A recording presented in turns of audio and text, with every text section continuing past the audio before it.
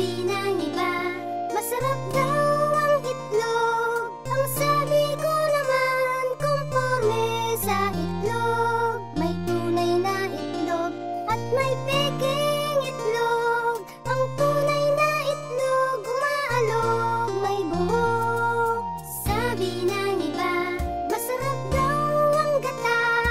Ang sabi ko naman, conforme sa gata.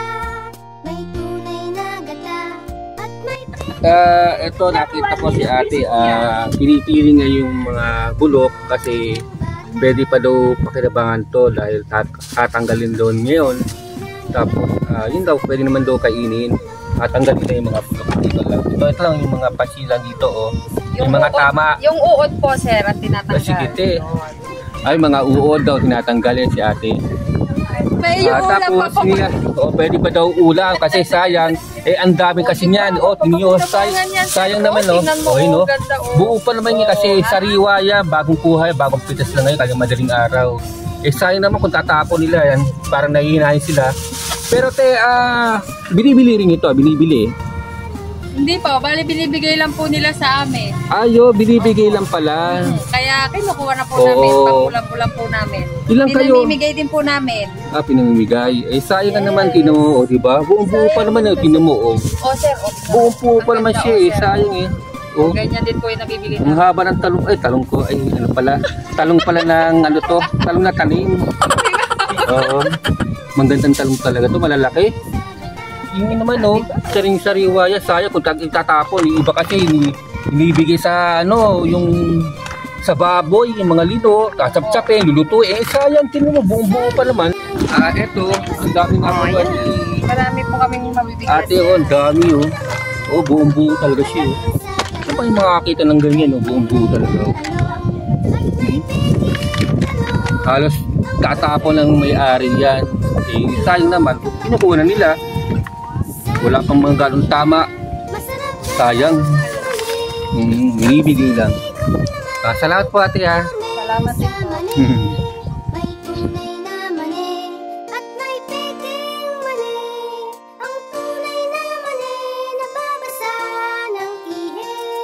Sabi ng iba, masarap daw ang itlog. Ang sabi ko naman, conforme sa itlog. May tunay na itlog at may peking itlog. Ang tunay na itlog, umaalog, may buhok. Uy, meron palang bulaklak dito, Teka lang, ano bang klaseng gumagapang na to? Ayun, may ito palang tao. Ay, pare, ano po yung nakalawit dyan? Patola po. Binhi. Patolang binhi. Bakit tinawag na patolang binhi yan?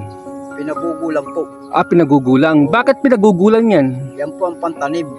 Pagkatanim, hindi na pwedeng kainin yan. Hindi na po.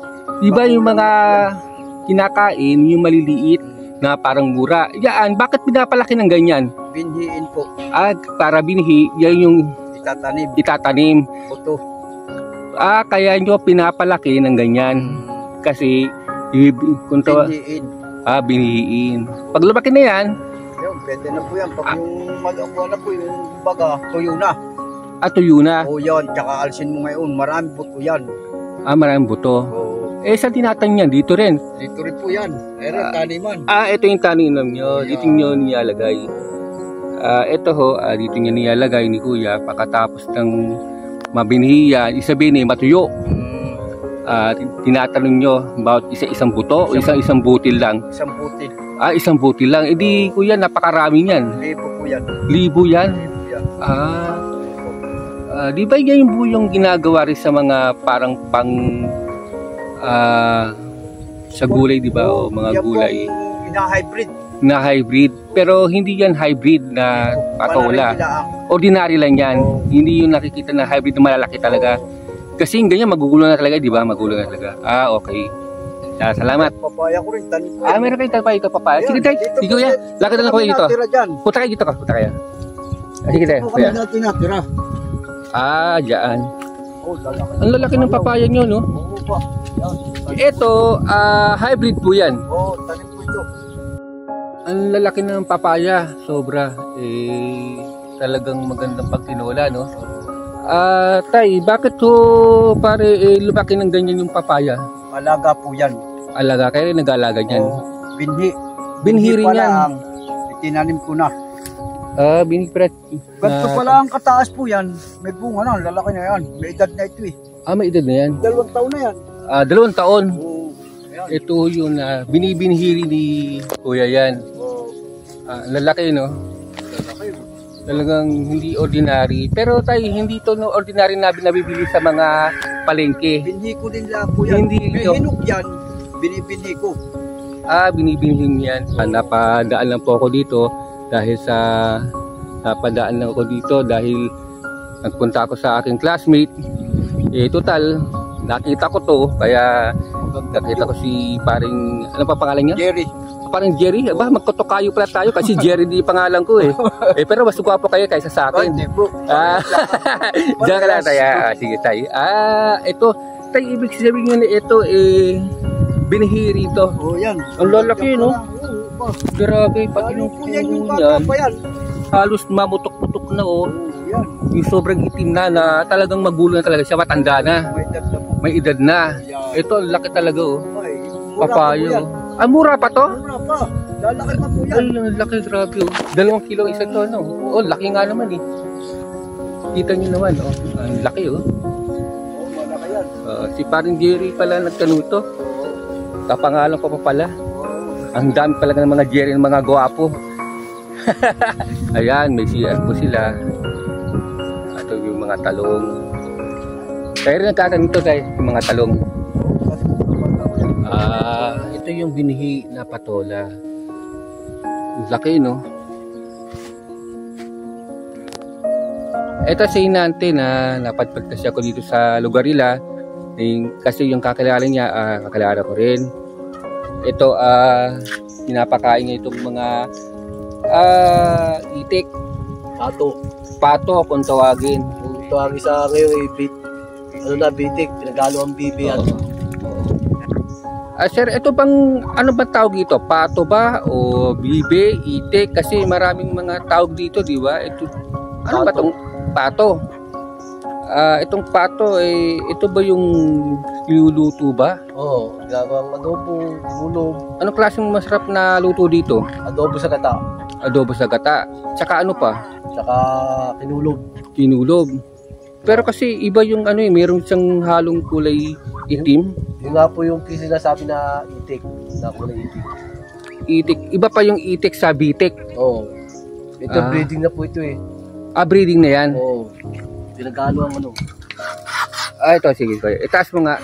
Paano malalaman pag breeding yan? Ang laki po, sobrang laki. Hindi malalaman dito sa balahibo niyan. Sa balahibo. Ito sa balahibo. Yung may sa unahan, di ba? Kasi pag sinabing itik, di ba pare-parehas yan, di ba? Pati kulay brown.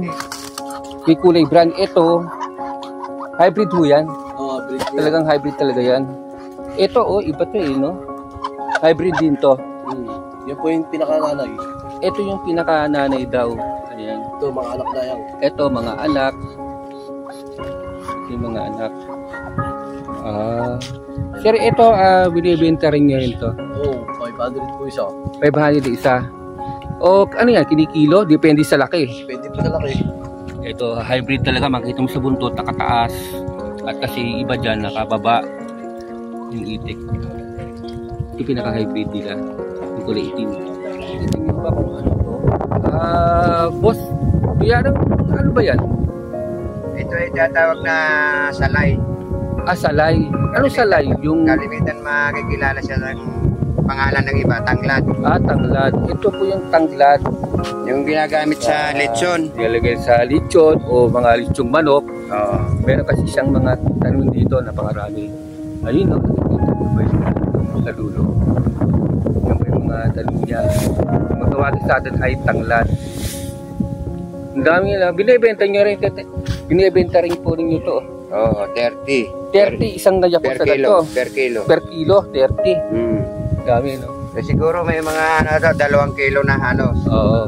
At halos lahat ay gumagamit to sa mga pagluluto, sa mga manok, sa lahat, mga dinuguan, di ba? Oo, Mga lechon. pampa sa lechon, ilalagay niyang palaman sa loob. Pampabango. Pampabango yan. Ay, ito ang tanglad. Salay. Salay, Kung tawagin tawagin ng iba sa ibang lugar. Ito po yung farm ni Kuya Ronnie, ni Paring Ronnie. Kilala po siya dito na magsisili na taniman. Ito yung mga tanim niya sili. Saan kaya siya? Ayun, pare, ganyan ka pala, buti nakita Ay, kita. kumusta? Pare, ikaw lahat ang nagkatanim to. Sa iyo Oo. pag-aari itong farm na to. Oo. Itong sili, di ba maraming klaseng sili? Oo, ang marami po sili. Oo. Iba-ibang variety siya. Itong sili to, sir. Hmm? Ito makikita yung sili dito. Ano to? Yan klaseng sili? ano yan, breeding yan ng Swiss. Swiss. Oo. Itong nakikita nyo naman dito sa yung malalaking sili na to. Ito. Oo, ito. Ayan yung tinatawag nilang tare. Tare. Oo. Ah, Gawang Swiss din yan. Swiss. Ano yung Swiss na sinasabi ko? Company ng Swiss. Ito daw yung company ng Swiss. Paano Swiss na company, sir? Nasa ano siya, sa parting Bulacan. Parting May Bulacan. bumibili lang kami ng buto. Bumibili kayo ng boto tapos dyan nyo tinatanim. Mm. Kayo talaga may-ari ng lupa dito. Hindi, ano lang ako. Nakikigawa lang. Nakikigawa lang kayo. Ang dami, sir, ito. Ito, kita nyo, napakarami ito ng Swiss. Ito yung mga kumpanya na ginagawa nila dito at nanggagaling pa at sa Bulacan. Nanggagaling pa dito sa Bulacan. Pero mayroon na mga brand na nabibilhan ng buto. Diyan sa Dubuan. Buto talaga ito. Parang pinupunla lang dito, no? Pupunla. Ano muna namin, gagawing seedling, tapos pag naging seedling na siya, pwede na siya ililipat na namin siya sa farm. Yan ang tamang proseso ng pagtatanim. Sir, ano katabi ito, sir? Tari. Dari? Tari kung tawagin ito. Oo, tari. Yan yung ginagamit ng mga manginasal. Ito yung nakikita natin sa mga Manginasal. sili, sa mga mang-inasal. Ito yung karamihan na ginagamit nilang sili sa mang-inasal. Ito yun. Oo. Malaki po Kaso yan. lang hindi pa siya hinog. Hindi pa siya hinog. Bago pa Iba lang. kasi na-harvest na. Na-harvest na. Ito, panibagong tanim na naman yun ni Parito. Ang dami niya, no? Mga bagong tanim kasi iba na-harvest na lahat. Yung sa kabilang lupa niya, na-harvest na lahat. Ayun, pauwi na ako. Ang dami rin yung talong to, pang-ulam namin to. Padpad lang kasi ako dito sa aking mga kakilala, tsaka isa-isang classmate ko. Layo para dito.